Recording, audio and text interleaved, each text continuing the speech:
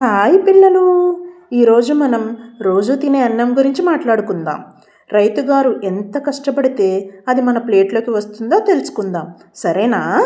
మొదట రైతుగారు మంచి విత్తనాలు తీసుకొచ్చి గిన్నెలో నీళ్లు పోసి నానబెడతారు. 2-3 రోజుల తర్వాత అవి చిన్నగా మొలకలు వస్తాయి. చూడండి ఎలా వచ్చాయో. వాటిని తీసి మడులు కట్టి మట్టి పోసి ఆ విత్తనాలను చల్లుతారనమాట.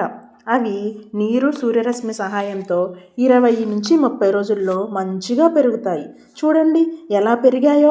తర్వాత ఏం చేస్తారంటే పొలాన్ని దున్ని నీళ్లు నింపి ఈ మొక్కల్ని ఒక్కొక్కటిగా తీసి నాటుతూ ఉంటారనమాట. చూడండి ఎలా నాటుతున్నారో చక్కగా. ఆ తర్వాత వాటికి రోజు నీళ్ళిస్తూ కలుపు మొక్కలు రాకుండా జాగ్రత్త పడుతూ కాపాడుకుంటారు. అవి చక్కగా పెరుగుతూ గింజలు వస్తూ ఉంటాయి. ఇలా రావడానికి సుమారు 70-80 రోజులు పడతాయి.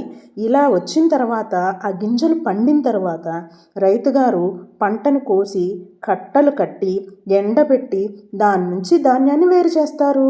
చూడండి ఇక్కడ రైతుగారు ఎలా వేరు చేస్తున్నారో వాటన్నిటినీ.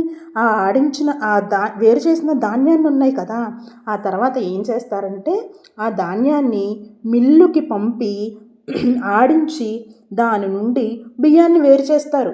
అలా వేరు చేసిన బియ్యాన్ని షాప్ నుంచి మనం కొనుక్కొచ్చి వండుకుని తింటాం.